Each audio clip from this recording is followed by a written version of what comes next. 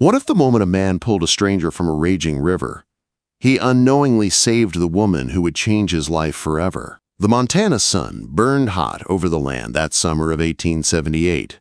The ground was dry and cracking, the grass had turned brittle, and the Missouri River, though lower than anyone remembered, still ran wild with cold mountain water. On a high ridge stood Samuel McGraw, a tall and quiet rancher with storm-gray eyes and a heart carved by loss. He looked over the thousands of acres he'd built with his late wife, Margaret. The Double M Ranch was one of the largest in the territory, yet the land could not heal the empty place inside him. Down in the valley sat the young town of Willow Creek. It buzzed with railroad workers, saloon noise, dust, and folks dreaming of better days. It was also where an 18-year-old girl named Elizabeth Mayfield stepped off a stagecoach with nothing but a carpetbag and hope. Elizabeth was small and lovely, with auburn hair that glowed in the sunlight and green eyes that held both innocence and strength. She had come all the way from St. Louis looking for honest work and a new beginning. Mrs. Peaton of the boarding house took her in with a sharp tongue and a heavy list of chores. The work was hard, the rooms were crowded, and the men ate like wolves. But Elizabeth kept her head down and did her best. Her real danger came from Mayor Dawson. He was a powerful man in town with soft hands, a quick smile, and a way of getting what he wanted. And lately, what he wanted was Elizabeth. He followed her with his eyes, found reasons to speak to her, and brushed too close when she served him supper.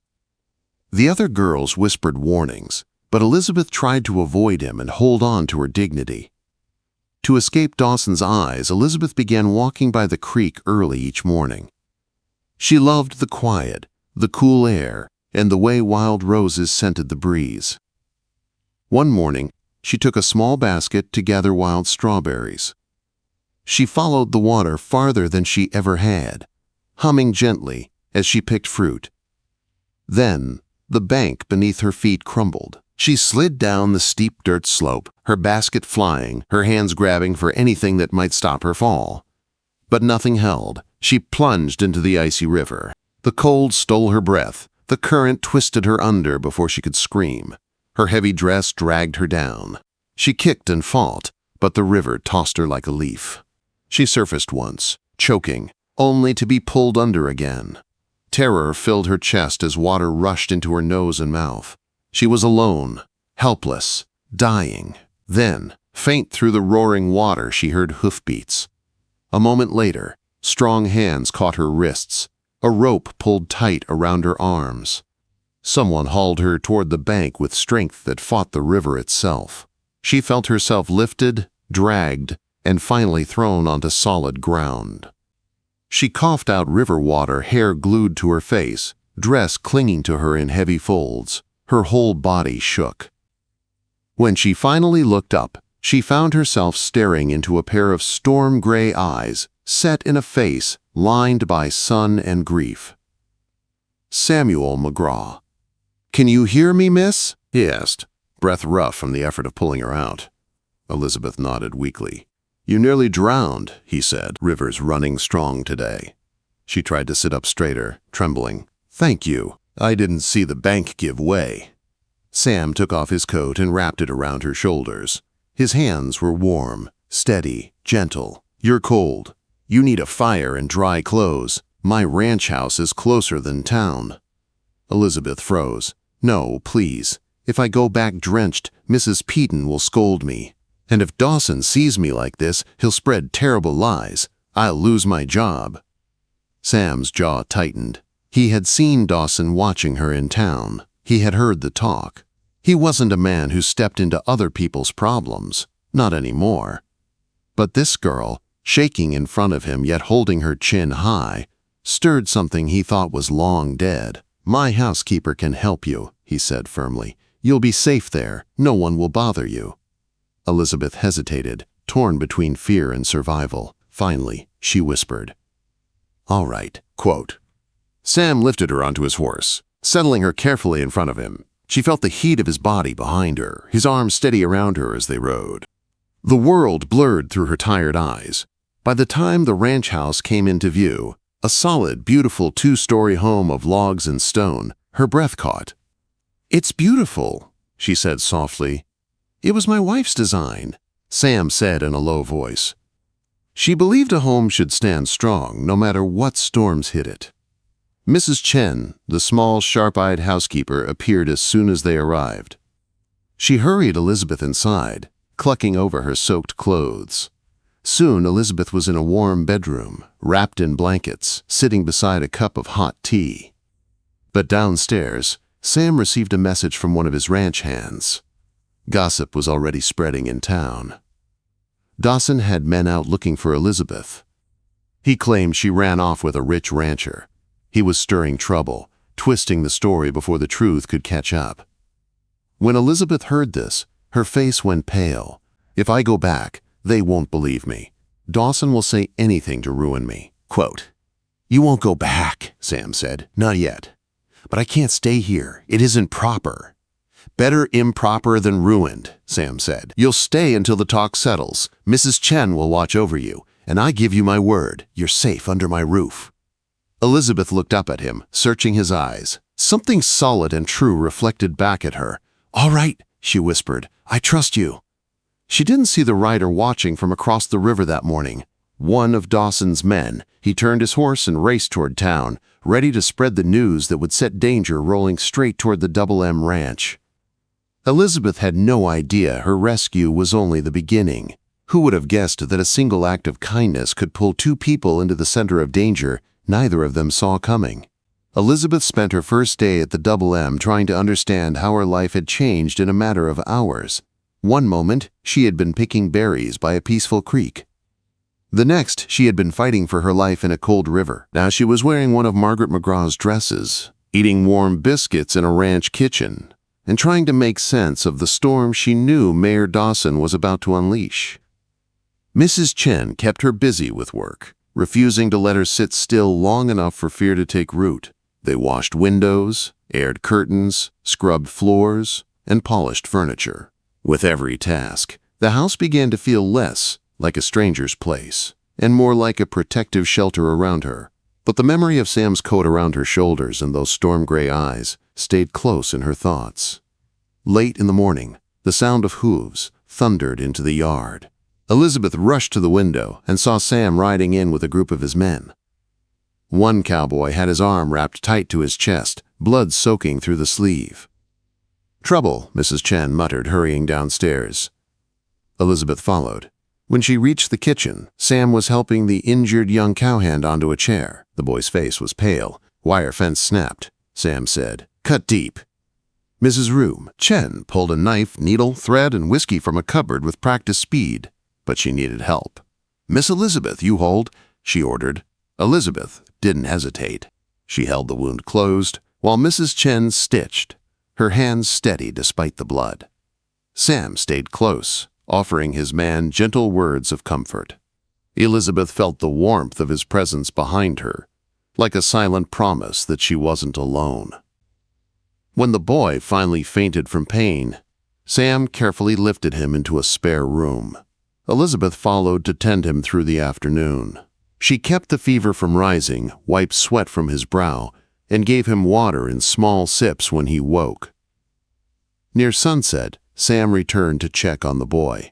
He leaned in the doorway, watching Elizabeth cool the cowhand's forehead with a damp cloth. "You've got a calm touch," he said. "Most folks would have panicked." Elizabeth shook her head. "I've looked after sick children before. The orphanage taught me more than I realized." He stepped closer, lowering his voice. "You're stronger than you know." Quote. When she raised her eyes to his, her breath caught. Something warm and soft passed between them. She looked away quickly. "I should go help Mrs. Chen with supper," she murmured. But that warmth followed her to the kitchen and lingered through the evening. They ate supper quietly. The storm clouds had begun to gather over the mountains, winds building and rattling the windows. The house felt smaller somehow, closer. After the men returned to the bunkhouse, the storm finally broke. Thunder ripped across the sky, shaking the walls. Rain pounded the roof so hard it sounded like the heavens were cracking open. Lightning flashed bright enough to make the windows glow white. Elizabeth tried to stay calm, but each thunderclap jolted her body. In St. Louis, storms had never been like this. This storm sounded angry, wild, alive. Another crash shook the walls. She dropped a stack of cups. Sam stepped toward her. "You all right?" She nodded, though her trembling hands told the truth. Mrs. Chen gave Sam a pointed look. "You help her. I check cellar." Quote. When she slipped away, Sam moved closer. "Come on, away from the windows." He led her to the main room where the stone walls felt more solid. But when lightning cracked so close it lit the room like daylight, Elizabeth cried out and covered her ears.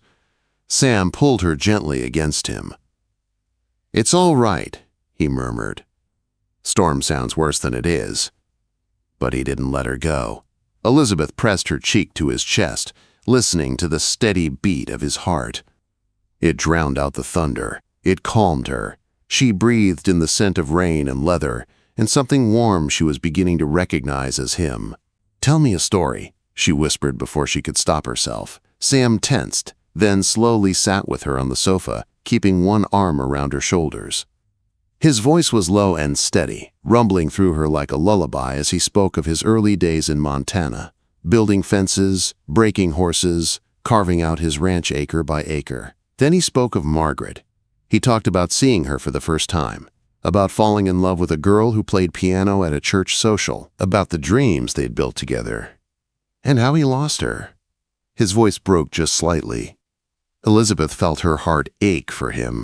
"She brought light into this house," he said softly. "When she died, everything dimmed." A crack of thunder shook the house again. Elizabeth jumped, and Sam held her tighter. She didn't pull away. When she finally raised her face to look at him, his eyes were deep and shadowed, full of things he'd held back for years. "Sam," she whispered. He brushed a strand of her hair behind her ear, his fingers slow, gentle. His thumb traced her cheek. When lightning lit the room one more time, their faces were so close she could feel his breath. He closed the distance. The kiss was soft at first, careful, almost afraid. But when she leaned into him, it shifted. His hands slid into her hair. Her fingers curled into his shirt. The storm outside faded beneath the storm inside the two of them. When he finally pulled back, both of them were breathing hard. "We shouldn't," he said hoarsely. Elizabeth touched his cheek. "I'm not sorry." Quote. He caught her hand, pressed it to his lips. "I'm not either." A knock of thunder pulled them apart as Mrs. Chen returned. Sam stood quickly and moved toward the fireplace, trying to steady himself. Mrs. Chen's eyes narrowed just slightly. She said nothing. Later, Elizabeth lay awake in her room, fingers pressed to her lips. The storm outside faded to a soft rain. But inside her heart, something new had begun, something she couldn't ignore. She wanted Sam McGraw. And he wanted her too, no matter how hard he tried to deny it. But danger was closing in. Dawson's man had already taken word to town. And Sam could not protect her from gossip forever.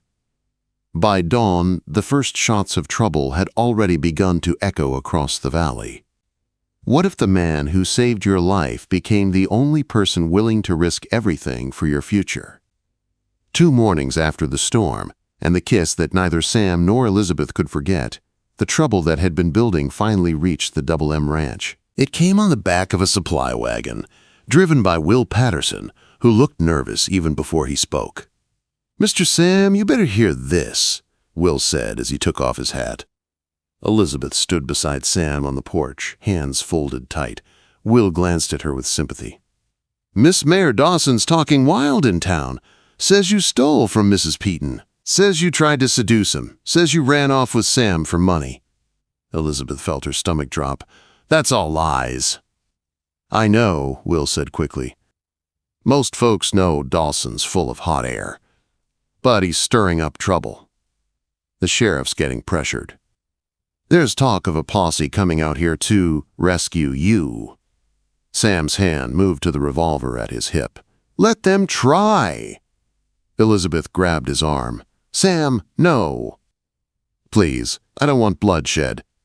He looked at her with something fierce in his eyes. "I won't let anyone take you." Will cleared his throat. There's more. Dawson's telling folks she's here against her will. Says you're keeping her locked away. Sam cursed under his breath. That's enough, quote. Will left soon after, and Elizabeth sank onto the porch steps, shaking. I've ruined everything, she whispered. Your ranch, your reputation. Sam knelt in front of her and took her hands. You didn't ruin anything, Dawson did, and I'll handle him. But how? Elizabeth asked. Dawson will not stop until he gets what he wants. What he wants, Sam said firmly, he is never going to have. He stood and called to his men, rallying them with calm, steady orders. Ranch hands rode out to warn nearby ranchers. Watchers were posted along every road. Mrs. Chen prepared the house like a general preparing for battle. As the sun rose the next day, Elizabeth stood at the window of the kitchen, staring out at the yard. She saw the quiet strength in Sam as he spoke to his men. She saw how quickly they obeyed him. She saw the way he kept looking toward the house, toward her, like he needed to know she was safe. That was when she realized it. She loved him, not because he saved her, not because he protected her, but because he saw her as someone worth fighting for when no one else ever had. Later that afternoon, while they both worked in the main room, Sam finally spoke what had been building between them. I need to ask you something, he said, turning toward her. Elizabeth looked up, heart pounding. What is it? Quote, what do you want? His voice was low and sincere. Not what you're running from, not what Dawson threatens. What do you want for your life? She swallowed hard. I want peace, a place of my own, a family someday, and... And? He asked gently. And you, she finally whispered. Sam closed his eyes as if the words hit deep. When he opened them again, everything he felt was there. Honesty, longing, love. I shouldn't ask this now, he said, voice rough, not with danger at my door in the town whispering. But Elizabeth, I love you, and if you'll have me, I want you here. As my wife. Her breath caught. You want to marry me? I do, he said softly. With all I am. Before she could answer, the sound of shouting outside shattered the moment. Riders, lots of them. Jake burst through the door. Sam, it's Dawson! He's got men with him! Looks like near a dozen! Sam cursed and pulled Elizabeth behind him. Mrs. Chen, take her upstairs, now. No, Elizabeth protested. I won't hide while they... This isn't up for debate, Sam said, turning her toward the stairs. I need you safe. Mrs. Chen took Elizabeth's arm and pulled her up to Sam's room, locking the door behind them. From the window, Elizabeth watched the standoff forming below. Dawson rode in front, red-faced and furious, a dozen armed men behind him. Sam stood tall at the gate, his own ranch hands and neighbors ready beside him. She watched the sheriff ride forward, trying to keep peace. She saw Dawson scream and point at the house. She saw Sam stand firm, calm as steel. Then, Dawson made a deadly mistake. He reached for his gun. Sam moved faster than anyone on the field. His revolver was out in a heartbeat. Dawson froze with his hands still on his holster, staring at the barrel aimed at him. The yard fell silent. Finally, the sheriff stepped in, pushing Dawson back and shouting at him. Voices rose, then fell. Men muttered. Horses shifted. And slowly, the posse turned back toward town. But Dawson stayed a moment longer, glaring at the house with a promise of revenge in his eyes. When Sam finally entered the house again, Elizabeth ran to him, throwing her arms around his neck. I thought, she whispered. I know, he murmured, holding her tight.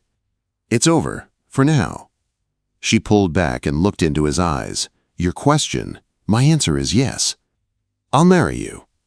He cupped her face in both hands, forehead resting against hers. You just gave me back my life, Elizabeth. Their wedding came fast. Simple, beautiful, full of neighbors who stood with them when danger tried to tear them apart.